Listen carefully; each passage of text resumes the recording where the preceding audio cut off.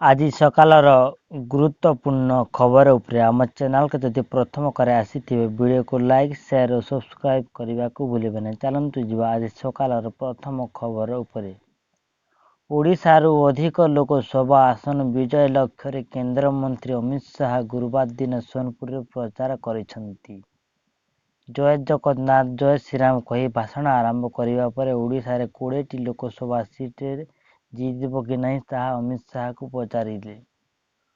ଓଡ଼ିଶା ଲୋକସଭା ବି ମୋଦିଙ୍କ ତୃତୀୟ ଥର ପ୍ରଧାନମନ୍ତ୍ରୀ ନରେନ୍ଦ୍ର ମୋଦି କରିବେନି ସରକାର ବନିବନି ଦରକାର। ଏଠାକାର ସରକାର ଓଡ଼ିଶାକୁ ବିକାଶକୁ ଦୂରରେ ରଖିଛନ୍ତି। ଅଫିସରଙ୍କ ମଧ୍ୟରେ ଭୟଙ୍କର ଭ୍ରଷ୍ଟାଚାର କରିଛନ୍ତି। ଏଠାରେ ସରକାର ସବୁଠାରୁ ଅଧିକ ପ୍ରାକୃତିକ ସମ୍ପଦ ଓଡ଼ିଶାରେ ରହିଅଛି। ସବୁ ଥାଇ ବି ଓଡ଼ିଶା ବିକାଶ ଠାରୁ ଦୂରେଇ ରହିଛି ବୋଲି ଏନେଇ ଅମିତ ଶାହା କହିଛନ୍ତି।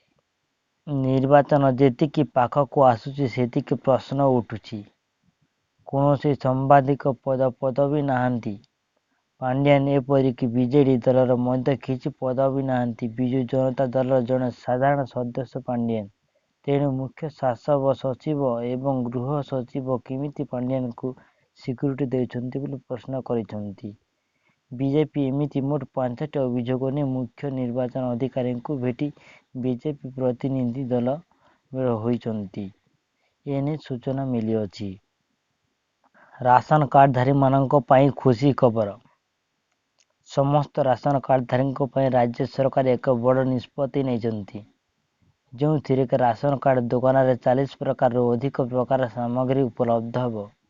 ଏହା ତାଲିକାରେ ମଧ୍ୟ ସରକାର ପ୍ରକାଶ କରିଛନ୍ତି। ରାସନ କାର୍ଡ ଦୋକାନରେ ସମଗ୍ର ସାମଗ୍ରୀ ଉପଲବ୍ଧ କରାଇବାକୁ ନେଇ ରାଜ୍ୟ ସରକାର ନିର୍ଦ୍ଦେଶ ଦେଇଛନ୍ତି।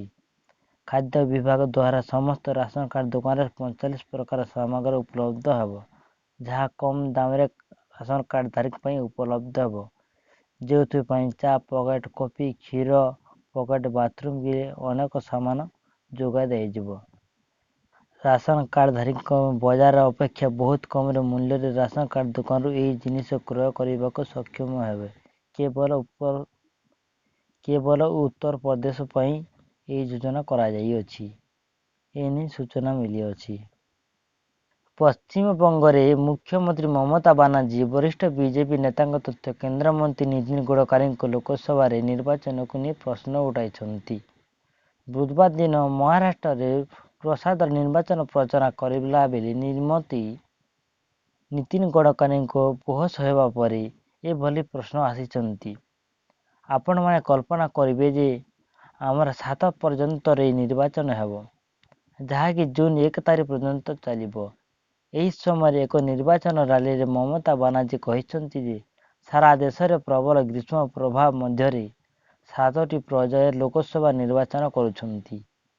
ଏହା ବିଜେପିକୁ ସାହାଯ୍ୟ କରିବା ପାଇଁ ନିର୍ବାଚନ ଆୟୋଗ 7ଟି ପର୍ଯ୍ୟାୟରେ ନିର୍ବାଚନ କରୁଛନ୍ତି। ଏନେଇ ସୂଚନା ମିଳିଅଛି।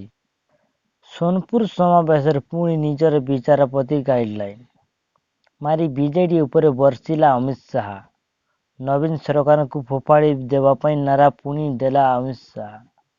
ସୋନପୁର ରଣପୁରଙ୍କୁ ଦେଇଥିବା ବିଜେପିକୁ ମାତ୍ର 5 ବର୍ଷ ଦେଇ ସରକାରକୁ ଦେଖନ୍ତୁ। ଓଡ଼ିଶା ପାଇଁ ଅନୁରୋଧ କରୁଛନ୍ତି ଅମିତ ଶାହା। ଅମିତ ଶାହାଙ୍କୁ ଓଡ଼ିଶାରେ ଲୋକ ଦାଦନ ଖଟିବା ପାଇଁ ବାହାରକୁ ଯାଉଛନ୍ତି। ସବୁକିଛି ଓଡ଼ିଶାରେ ଥାଇ ବି ରାଜ୍ୟ ସମୃଦ୍ଧି ପଛରେ ପଡ଼ିଅଛି ବୋଲି ଓଡ଼ିଶା ରାଜ୍ୟ ସରକାରଙ୍କୁ ନିଶାନା ଲଗାଇଛନ୍ତି ଅମିତ ଶାହା। ଏନେଇ ସୂଚନା ମିଳିଅଛି। ଆସନ୍ତା 28 ତାରିଖ ଦିନ ରବିବାର ଦିନ କଟକ ଆସୁଛନ୍ତି ରାହୁଲ ଗାନ୍ଧୀ। ସମ୍ବଲପୁର ନିଶ୍ଚିନ୍ତ କୋଇଲାରେ ତାଙ୍କର କାର୍ଯ୍ୟକ୍ରମ ରହିଅଛି। ରାହୁଲ ଗାନ୍ଧୀ ଉପସ୍ଥିତ ସମ୍ବଲପୁର ବିଧାନସଭା କ୍ଷେତ୍ରରେ ଅନ୍ତର୍ଗତ ଉତ୍କଳ ଗୌରବ ମଧୁସୂଦନ ଦାସଙ୍କ ଜନ୍ମପୀଠରେ ସତ୍ୟଭାମାପୁରଠାରେ ରାଜ୍ୟ କଂଗ୍ରେସ 2024 ସାଧାରଣ ନିର୍ବାଚନ ପ୍ରଚାର ଅଭିଯାନ ଆରମ୍ଭ କରିବେ। ଜନସମାବେଶ ଉଦ୍ବୋଧନ ଦେବା ପାଇଁ କଟକ, କେନ୍ଦ୍ରାପଡ଼ା ସମେତ ଆଖାପାଖି ଅଞ୍ଚଳ ଅନ୍ୟ ଜିଲ୍ଲାରେ 1 ଲକ୍ଷରୁ ଅଧିକ କଂଗ୍ରେସ କର୍ମୀ ଏହି ସମାବେଶରେ ଯୋଗ ଦେବେ। ପ୍ରଧାନମନ୍ତ୍ରୀ ଆବାସ ଯୋଜନା ନେଇ ଆସିଅଛି ଏକ ବଡ଼ ଖବର। ପ୍ରଧାନମନ୍ତ୍ରୀ ଆବାସ ଯୋଜନା ଆରମ୍ଭ କରିଛନ୍ତି। ଏହି ଯୋଜନାରେ ଦେଶର ସମସ୍ତ ଯୋଗ୍ୟ ନାରୀ ଏବଂ ପୁରୁଷ ପାଇଁ ସୁବିଧା ପାଇଁ ଘର ସହାୟତା ଯୋଗାଇଛନ୍ତି କେନ୍ଦ୍ରମନ୍ତ୍ରୀ। ଏହି ଯୋଜନାରେ ମହିଳାମାନଙ୍କୁ ଅଧିକ ପ୍ରାଥମିକତା ପାଇବା ପାଇଁ ଯଦି ମହିଳାମାନେ ଏହି ଯୋଜନାର ଅଧିକ କରିବା ପାଇଁ ଏହି ଯୋଜନା କରାଯାଇଅଛି। ଏହି ଯୋଜନାରେ ମହିଳାମାନେ ଯଦି ଅନଲାଇନ୍ କରିବେ ତେବେ ଅଧିକ ସୁବିଧା ହେବ। ଏହି ନେଇ ଯୋଜନା ନେଇ ସୂଚନା ମିଳିଅଛି। ଭିଡ଼ିଓକୁ ପସନ୍ଦ ଲାଗିଥିଲେ ଲାଇକ୍, ସେୟାର ଓ ସବସ୍କ୍ରାଇବ୍ କରିବାକୁ ଭୁଲିବେ ନାହିଁ।